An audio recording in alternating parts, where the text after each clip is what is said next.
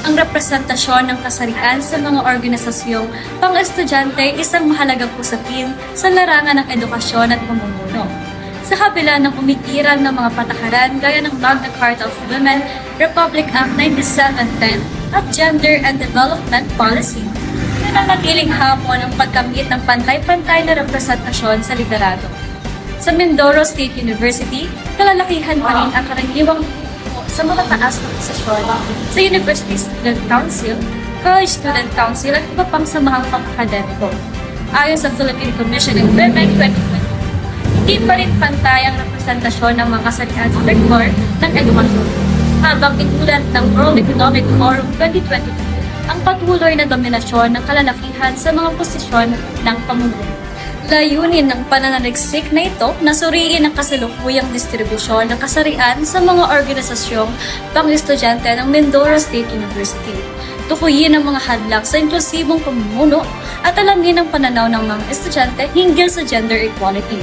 Gagamitin sa pag-aaral ang mga teoryang role congruity, gender performativity, empowerment, at intersectionality upang maunawaan ang mga panlipunang construction at sistematikong balakid na humahadlak sa ganap na partisipasyon ng kababaihan at LGBTQ sa pamumuno. Para naman sa batayang theoretical, iba't ibang teorya ang nagpapaliwanag kung paano nabubuo at naaapektuhan ang papel ng kasarian sa lipunan. Ayon kay Igni Gender Role Theory, itinuturo ng lipunan ang inaasahang asal ng babae at lalaki kaya naaapektuhan ng kanilang papel sa no. Si Butler Gender Performativity Theory naman ay naniniwalang ginagampanan ng araw-araw ang kasarian sa kilos, wika at gawa. Ayon kay Zimmerman Empowerment Theory, kailangang bigyang lakas ang bawat isa upang magkaroon ng kontrol sa sarili.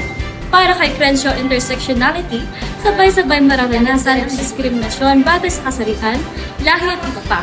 Sa symbolic interactionism ni Gomer, nabubuo ang hulugan ng kasarian sa interaction at simbolo sa lipunan. Para naman sa balangkas conceptual, input, impormasyon mula sa mga student leaders hinggil sa distribusyon, karanasan, pananaw sa gender equality, at mungkahing solusyon sa gender representation sa liderato sa Mindoro State University. Process, survey at panayam sa pagsusuri ng mga pananaw, hamon at epekto. Output, mga rekomendasyon para sa gender inclusivity sa liderato. Para naman sa paglalahad ng suliranin, una, ano ang distribusyon ng kasarian sa mga posisyon ng mga liderato sa USG, CSG at mga samahang akademiko ng Mindoro State University. Pangalawa, ano ang mga salik na nakakaapekto sa representasyon ng kasarian sa liderato. Pangatlo, ano ang pananaw ng mga mag-aaral tungkol sa pagkakapantay-pantay ng kasarian sa pamumuno. Pang-apat, ano ang mga hakbang na maaaring ipatupad upang mapabuti ang representasyon ng kasarian sa mga samahan at posisyon ng liderato.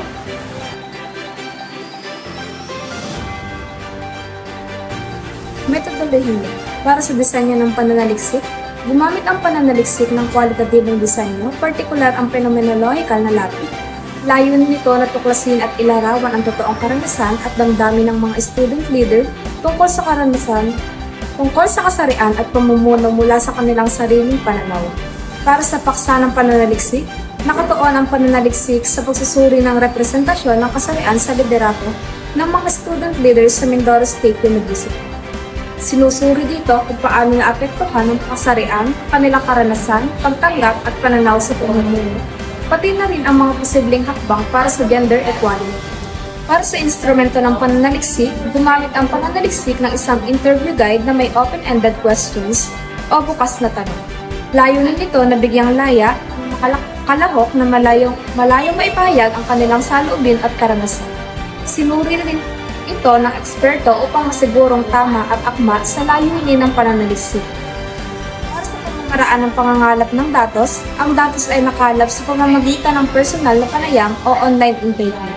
Depende sa kaginhawaan ng kalahok. Gamit ang purposive sampling, pinili lamang ang mga student leader na may aktwal na karanasan sa pamumuno. Ang mga sagot ay sinuri gamit ang thematic analysis upang makita ang mga umusbong na tema at pattern mula sa mga sagot ng kalahok. Para sa mga ethical na konsiderasyon, una, pahimpulot at kasunduan. Binigyan ang bawat kalahok ng written informed consent bago isagawa ang panayam. Pangalawa, kumpidensyalidad. Hindi isinapubliko ang mga tunay na pangalan o sensitibong impormasyon ng kalahok. Pangatlo, karapatang umatras. Malaya ang kalahok na umatras anumang oras kung hindi sila komportableng magpatuloy. Pang-apat, paggalang. Sinigurado ng mga mananaliksik ang pantay na pagtrato sa lahat ng kalahok anuman ang kanilang kasarian o identidad.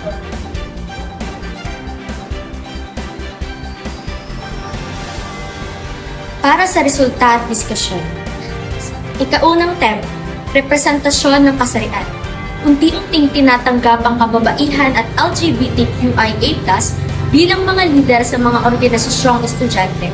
Marami ang nagbahagi ng positibong karanasan kung saan ang kasarian ay hindi naging hadlang, bagamat nananatili ang pananaw na kalalakihan ang natural na lider. Lumalawak ang inklusibong kultura para sa iba't ibang kasarian. Para naman sa ikalawang tema, mga hadlang at sana. May mga hamon tulad ng gender stereotyping at sexism na nagdudulot ng pagdududa sa kakayahan ng mga babaeng leader. May mga estudyante rin na kulang sa tiwala sa sarili dahil sa sagot sa paghuhusga. Nakakaapekto rin ang tradisyonal na pananaw at kultural na paniniwala sa mga tungkulin batay sa kasarian. Para sa ikatlong tema, gender equality.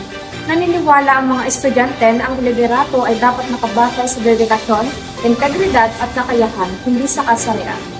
Kinikilala rin nila ang pangangailangang labanan ang diskriminasyon at stereotyping. Mahalaga ang pagtanggap, respeto at pagkilala sa kakayahan ng bawat isa. Pagkakalawak ng edukasyon at kamalayan sa gender equality at inklusibong pamumuno upang mabigyan ng pantayang oportunidad ang lahat. Binigyang diin ang kahalagahan ng pagtanggap at respeto sa organisasyon at ang pag-aalis ng bias ng pili ng mga lider. Bagamat may progreso na ninatili ang hamon ng kultura, kaya mahalaga ang patuloy na bukas na diskurso. Para sa conclusion, una, batay sa mga natuklasan, lumilitaw na ang liderato ay nananatiling dominado ng kalalakihan. Bagamat may presensya na ang kababaihan at LGBTQIA+ members, binial pa rin ang mga gender stereotype na nagsasabing hindi sinaakma sa pamumuno. Ang ganitong panglipunang pananaw ay patuloy na nagiging hadlang sa kanilang ganap na partisipasyon sa pamumuno. Gayunpaman, positibo ang pananaw ng mga maraming mag-aaral tungkol sa gender equality. Naniniwala sila na ang pamumuno ay dapat nakabatay sa kakayahan, integridad at serbisyo at hindi sa kasarian. Ipinapakita nito ang unti-unti nang umuusbong ang kamalayan at pagtanggap sa ideya ng pantay-pantay na karapatan sa pamumuno. Panghuli, para naman sa rekomendasyon. Inirekomenda ng pananaliksik ang mga sumusunod na hakbang. Una, hikayatin ang pagtatatag ng Gender Inclusive Student Leadership Coalition. Ito ay nagsisilbing plataforma para isulong ang pantay na representasyon sa pamumuno at labanan ang diskriminasyon. Ikalawa, magsagawa ng regular na gender sensitivity seminars at open forums sa tulong ng Student Affairs Office at GADU upang mas mapalalim ang pagtunawa sa mga isyong may kinalaman sa gender roles at leadership lines. Ikatlo, isama sa leadership training ng universidad ang mga paksang tumatalakay sa gender equity at inclusive governance. Sa ganitong paraan, maagang mamumulat ang mga leader estudyante sa kahalagahan ng pantay na oportunidad. At ikaapat, makipag-ugnayan ang mga student organizations sa pamunuan ng universidad upang makabuo ng mga gender-fair election policies. Kabilang dito ang mga patakarang laban sa diskriminasyon at pagbibigay ng pantay na espasyo sa lahat ng kandidato, anuman ang kanilang kasarian. Sa kabuuan, ang mga rekomendasyong ito ay layuning bumuo ng isang mas makatarungan, pantay at inklusibong pamumuno sa loob ng ating paaralan.